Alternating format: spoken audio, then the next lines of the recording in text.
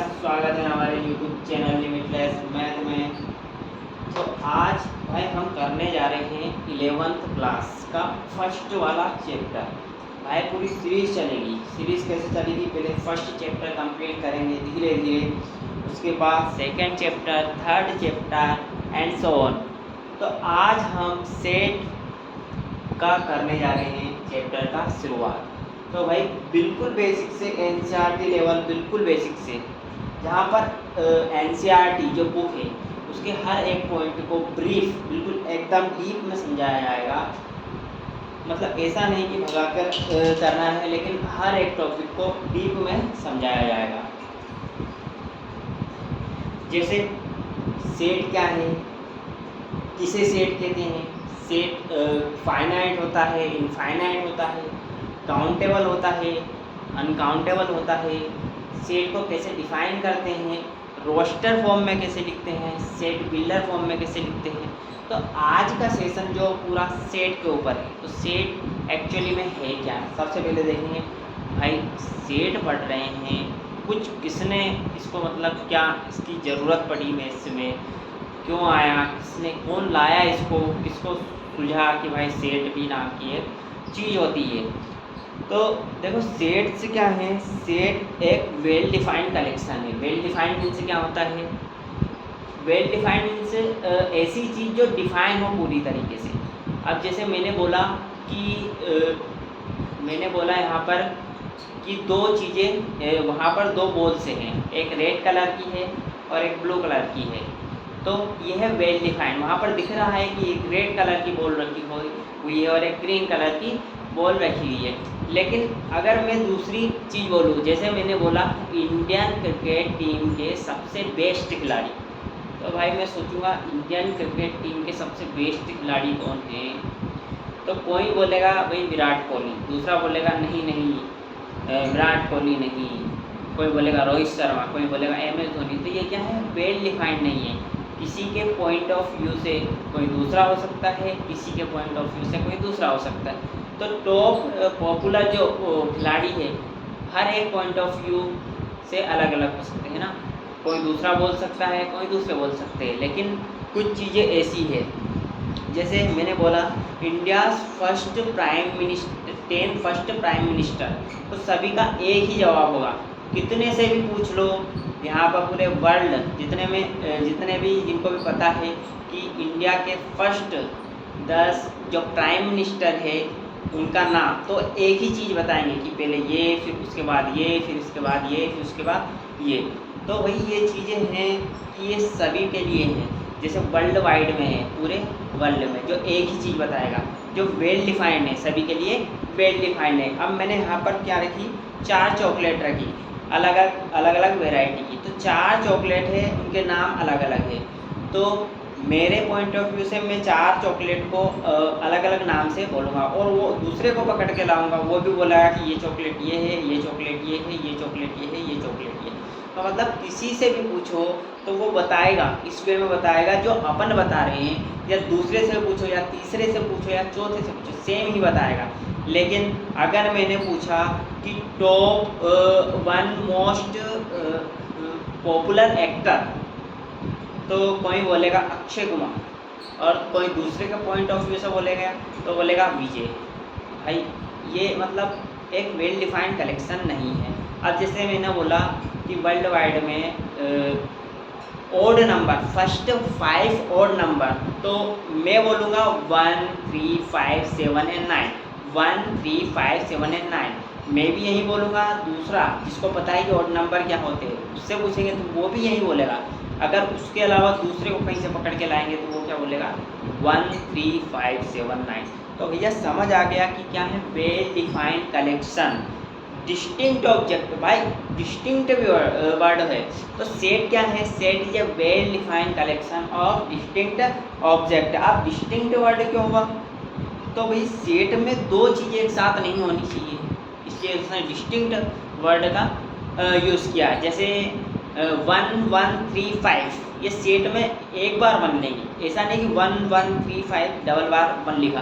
तो सेट क्या है, एक डिस्टिंक्ट कलेक्शन है, किसका, वेल डिफाइंड थिंग्स। जैसे ए वेल डिफाइंड कलेक्शन है, है ना। डिस्टिंक्ट ऑब्जेक्ट्स, ऑब्जेक्ट्स में तो कुछ भी हो सकता है, नंबर्स हो सकते हैं या किसी का नाम हो सकता है, कुछ चीज़ें हो सकती है ना।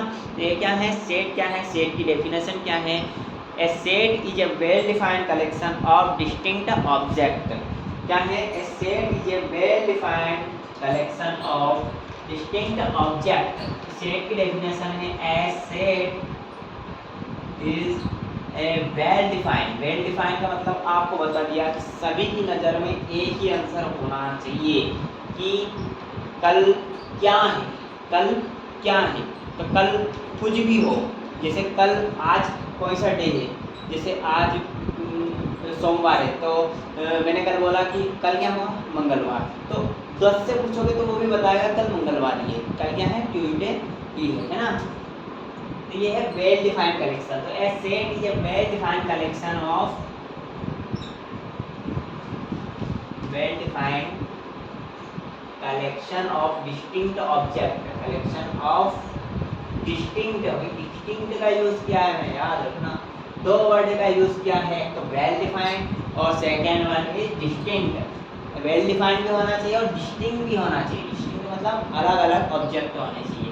A set is a well-defined collection of distinct objects, objects है ना।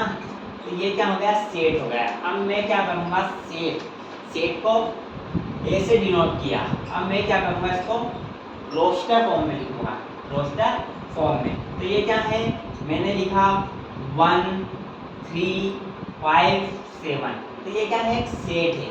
ये क्या है, सेट है। तो ये एक सेट है। अब देखो सेट पता है कि क्या क्या यूज़ होता है सेट का।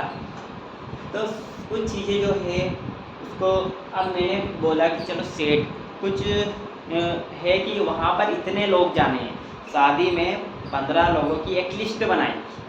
शादी में बारात जाना है, बारात जाते हैं सब, तो बारात जाते हैं तो एक लिस्ट बनती है यहाँ पर। तो जैसे कुछ शादी में तो सारे उठ के चले जाते हैं, लेकिन यहाँ पर ऐसा होता है कि कुछ लोगों को सेलेक्ट किया जाता है कि ये जाएगा, या फूफा जी जाएंगे, ये जाएंगे, ऐसे आएंगे, और ये जाएंगी, वो आ जाएगी। तो ऐसी लिस्ट होती है 15 लोगों की एक लिस्ट। तो वो क्या है, एक सेट बनाते हैं कि भाई बारात में जाने वाले लोगों के जो एक सेट है ना, कि यही लोग बारात में जाएंगे, इसके बाहर का कोई भी नहीं जाएगा। तो ये क्या है, एक सेट है। अब जो सेट का इन्वेंशन, जो इन्वेंट किया था, किसने किया था, जॉर्ज कैंटर। भाई कैंटर ने सेट थ्योरी दी है, याद रखना। कैंटर एक वो है मैथमेटिशियन जिसने कैंटर से थ्योरी भी दी है। कैंटर से थ्योरी और सेट थ्योरी बोलते हैं, सेट थ्योरी। कैंटर ने क्या दिया है, सेट थ्योरी। अब मैथमेटिक्स जो है उसमें सेट थ्योरी का बहुत ज़्यादा यूज़ है। क्या है, बहुत ज़्यादा यूज़। अब मैंने बोला कि चलो एक फंक्शन है, एक फंक्शन है, उसको ये सेटिस्फाई कर रहा है, इस पॉइंट पे ये सेटिस्फाई कर रहा है। जैसे दो फंक्शन है f(x) और दूसरा फंक्शन है g(x). अब मुझे नहीं पता कि ये सेम वैल्यू कब देते हैं। मैंने बोला f(x) इक्वल टू f(x) और g(x) दो सेम वैल्यू कब देंगे, जब एक दो या दो से 2 पॉइंट भी दे सकते हैं, 3 पॉइंट भी दे सकते हैं। तो वो सारे पॉइंट जो एट द सेम वैल्यू रखने पर सेम वैल्यू दे। जैसे मैंने x, जैसे मैंने लिया f(x) equal to sin x, ये क्या है, एक फंक्शन है। अब मैंने दूसरा लिया g(x), ये क्या है, फंक्शन है। अब मैंने क्या किया, sin x, ये है g(x) क्या लिया, sin x और प्लस में रखा इसको, और यहाँ पर लिख दिया x माइनस 1, और सेकेंड वन का क्या लिख दिया मैंने, प्लस x माइनस 2। तो किस पॉइंट पर ये 0, यहाँ पर प्लस नहीं आएगा, यहाँ पर इनटू, क्योंकि प्लस करेंगे तो ये वाला पोर्शन तो sin 1 हो जाएगा, ये वाला 0 हो जाएगा, लेकिन ये वाला -1 हो जाएगा। तो क्या करना है अपने को, सेम वैल्यू लेनी है। तो आप सोचो कि ऐसा क्या है जिसमें ये सेम वैल्यू देते हैं। तो अब मैंने बोला कि अगर ये 0 हो जाए, लेट से ये 0 गया, तो ये वाले पार्ट का तो कोई रोल नहीं है। तो ये 0 कब होगा, x इक्वल टू 1 पर, x इक्वल टू 1 पर होगा ना। देखो sin 1 प्लस x माइनस 1, तो 1 माइनस 1 इक्वल टू 0, और x माइनस 2 मतलब 1 माइनस 2 इक्वल टू माइनस 1। तो भाई ये 0 हो गया, और ये कुछ भी आए, ये कांस्टेंट कुछ भी आए तो ये कहाँ जाता है, कांस्टेंट इंटू 0 इक्वल टू 0 जाता है ना, कांस्टेंट इंटू 0 इक्वल टू 0। तो x माइनस 1 मतलब x इक्वल टू 1 पर, तो यहाँ पर मैं रखूँगा f ऑफ 1 और g f ऑफ 1 क्या हो गया sin 1, और g of x means g of 1, तो ये क्या हो गया sin 1 प्लस x माइनस 1, तो 1 माइनस 1 इंटू 1 माइनस 2, तो इसका तो रोल नहीं है कुछ, ये हो गया 0, ये हो गया कांस्टेंट, तो 0 into constant is goes to 0, है ना, टेंड्स टू 0। अब ये क्या वैल्यू होगी, f of x equal to जो f of 1 equal to g of 1 हो गया। तो क्या है x की वैल्यू जिसमें f ऑफ x और g ऑफ x इक्वल होंगे, तो भैया f ऑफ x और g of x equal to 1 के लिए इक्वल होंगे।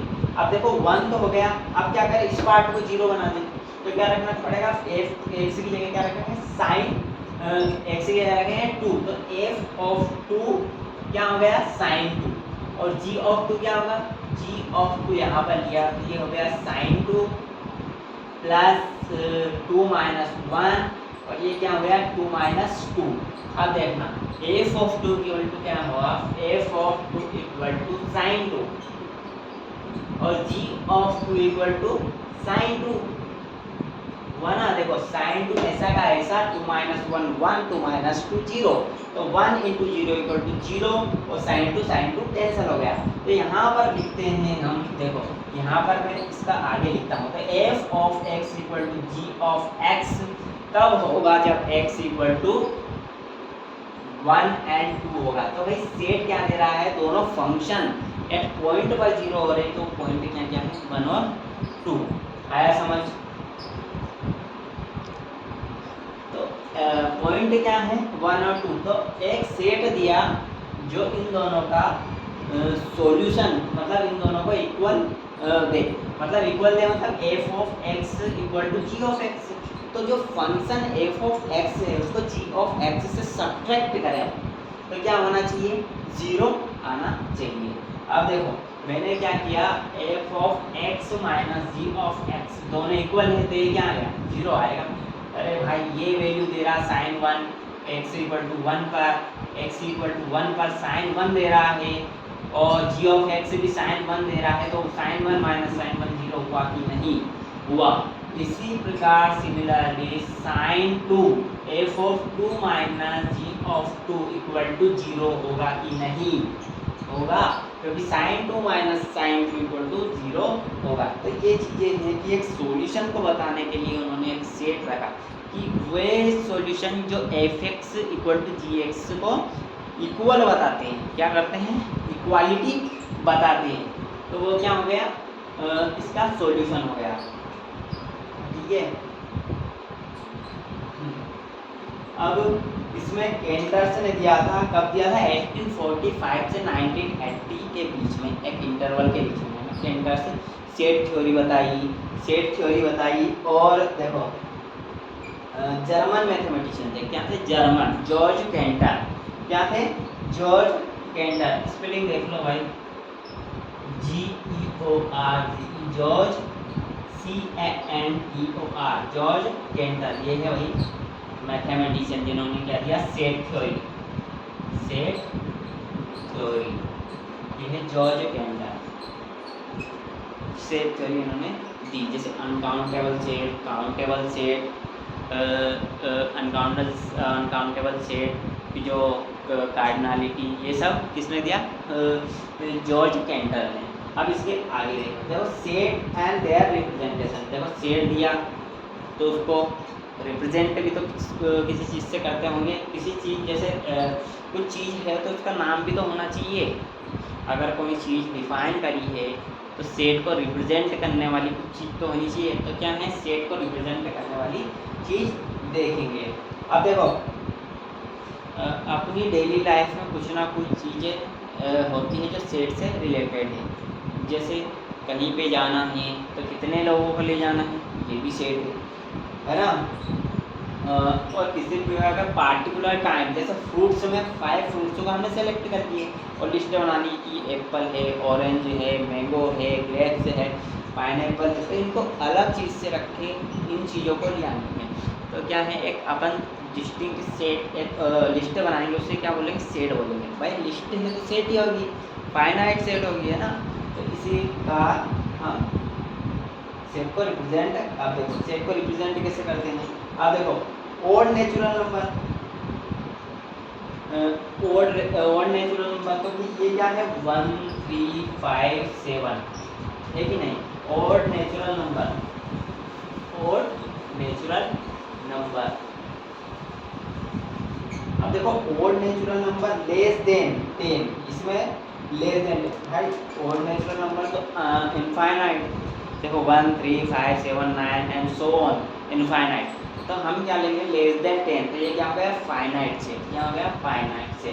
तो odd number which is less than 10, odd number the set of, यहाँ पे लिखो the set of odd number which is the set of odd number which less than 10। तो भाई क्या है सेट, मैंने ए डिनोट कर दिया भाई, रिप्रेजेंट कर।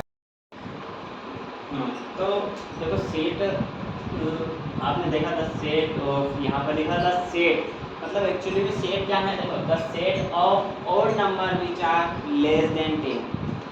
भैया सेट में वो एलिमेंट है जो कि क्या है, लेस देन 10 है, लेस देन 10 है, सॉरी